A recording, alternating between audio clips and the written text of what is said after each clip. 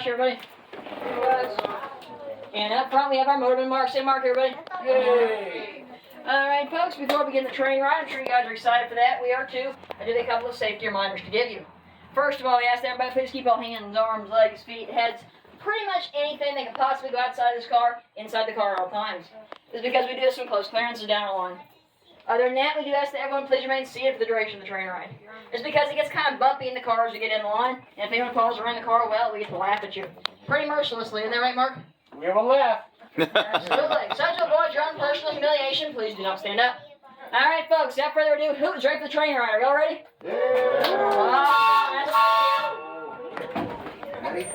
Alright folks, here we go. We are now in motion. This is where all the fun begins, right? Now here at the Ohio Museum, we've been around since 1948. The current year is, of course, 2024. Anybody on board get a map? How long have we been here? 1948 minus 2024? Anybody?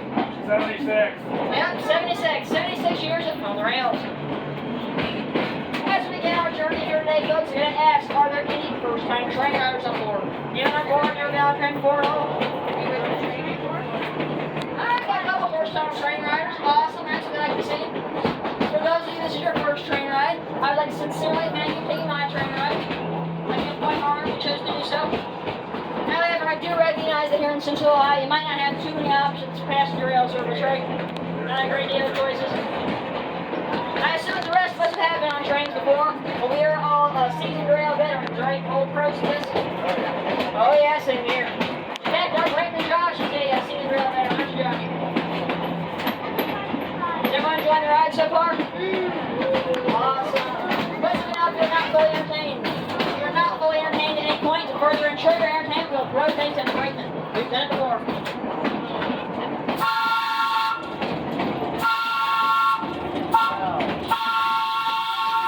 You hear the sound of that whistle? Don't you just love it? Now, speaking of things that we love, in just a moment here, we'll be coming up on one of the most interesting and lovable features of our journey, the Ohio Rally Museum's Bridge over 161. As we go to the bridge, be sure to wave to people in the cars down below. If they don't wave back, they're just jealous. So we like to approach this transportation. There we go, we got some waves. They must not be too jealous, guys. As we come over the other side of the bridge, off to the east side of the car, we have our box cars. These box cars, well, they're special. You know why? Well, they've been generously, what's the word I'm looking for here? Decorated, that's the word. Generously decorated by the teenagers who make them. Oh, well, spray paint, and actually have to keep the box cars in good condition so we can accept it. Gotta love that up. Once again, the east side of the car, take the everything's off to the east. We have our hobo can, yes. Hobo can. Beware, it may look abandoned this time of year. However, I assure you that in October for our ghost troll event, it will in fact be inhabited by hobos. It happens every year. If you are interested in our ghost troll events, please look at our Facebook page and website in the comment box for more information. It's a lot of fun. We'd love to have you all back at the event. Now, if you look out your windows to the west side of the car, see we're changing things up going to the west this time. You're going to see a lot of trees. This is because we're in the woods. Actually, we have a lovely woodland area through here, often home to deer, squirrels, groundhogs, birds, you name it. It does make it like you can see some animals. We did this going to be our nature trainer. Now, if you look out your windows and through the trees to the east side of the car, you'll see two sets of railroad tracks and parallel arms. The set of tracks closest to us belongs to the NS, Norfolk Southern, which is black and white diesels. The set of tracks furthest from us belongs to CSX, the gray, blue, and yellow diesels. If you ever stop the railroad crossing and report the pricing some of those. You may notice as we get further and further down our line, the two sets of rail there actually get closer and closer together. Just because they have a high-speed crossover. NS needs to get one direction, while CSX needs to get opposing direction. So instead of having a big fight about it, we're building a bridge with a high-speed crossover. That is the most efficient of the time. After all, the railroads are all about efficiency, right? Alright, folks. I'd like to take this opportunity to welcome you all to beautiful Colonial Hills and the south part of Wellington. The west side of the car, way up to these trees somewhere, is in fact someone's backyard. Not sure whose backyard it is per se, never really found out. But personally, I think they're lucky because they have a great big train in their backyard. Wouldn't you guys like that, have a great big train in your backyard? I know Josh would, wouldn't you, Josh? Yeah, probably not. Alright, folks, in case you have not been so inclined to notice, although I imagine you probably have, we have now come to a stop. But does anybody know why we couldn't stop? Any guesses? Yes, the track's in. As I'm sure you can imagine, trains such as this one are not really off-roading type vehicles per se. There is actually a special word to describe the event of a train going off the rails. Do you know what this word is? Derailment. Yes, a derailment. And how many works in the road industry, derailment is not a good word. It means less paperwork simulation. How far does that track actually extend? Try it, where you can see it right there. Basically the grass? Yep. Okay. Yeah, I'm not really a paperwork kind of person. I'm an outside person, not an inside person. So I don't want to do paperwork now or ever. Anybody going to do paperwork today? No. No? Okay, so to avoid derailment and subsequent paperwork, we need to go back to it if we can. But there's a bit of an issue. If our motorman is way up here in this part of the train, how's he ever going to know what's going on behind him? We go back north, man. Thanks for all Brakeman Josh coming in. Our Brakeman Josh is going to do all about his wonderful job as Brakeman. So as you can see, Mark goes through additional instructions, partition, through there. So keeping on the track, sometimes anything on engineers or get in here, so take a look. Let them know where we're at, check them out. Take back, say that. Good job. I do. Good at it? I think so. Okay, we're ready.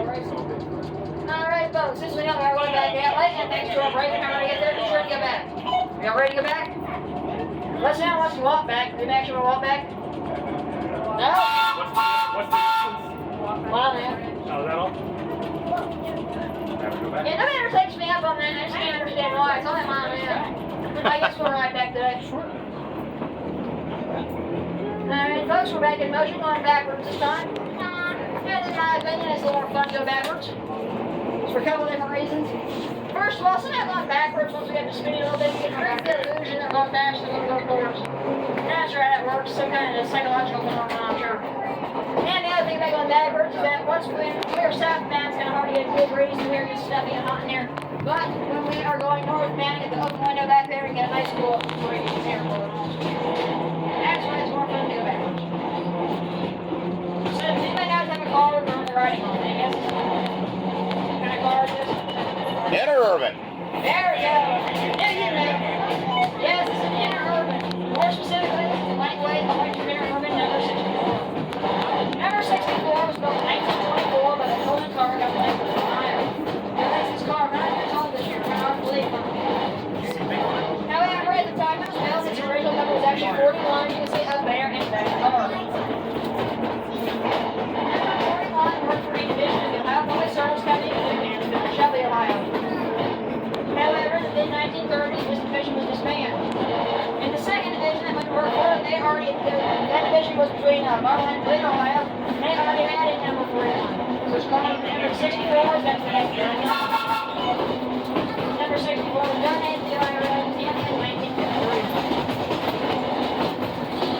If you look at the walls here on either side, this is advertised, this is pretty cool, so blueprints of actual ads on the news and railroad final calls for service. Alright guys, we have time for this. Once again, it is bridge time. Going back to the 161.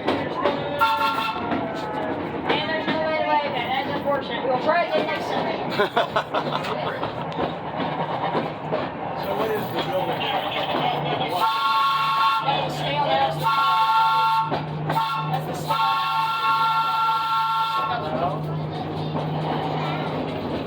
Joe, you understand that whistle? Actually, there's a lot of good information we have in whistle signaling.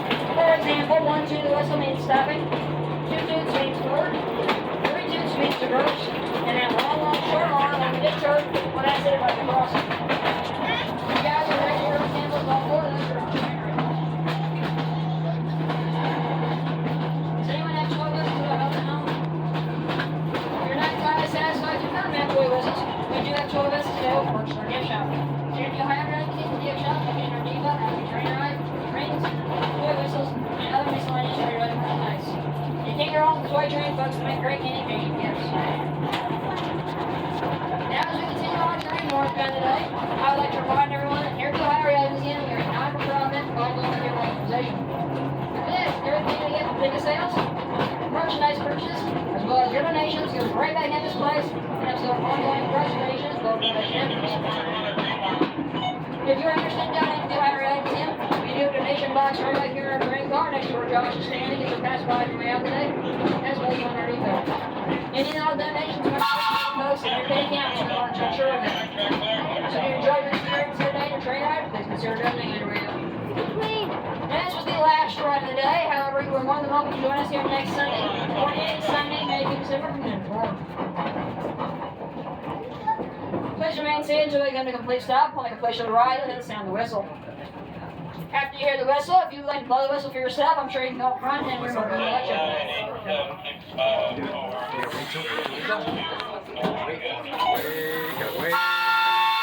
Alright guys, thank you for listening to the Higher Ed Museum. We'll be back at the back. I hope that you enjoyed your train ride and your visit.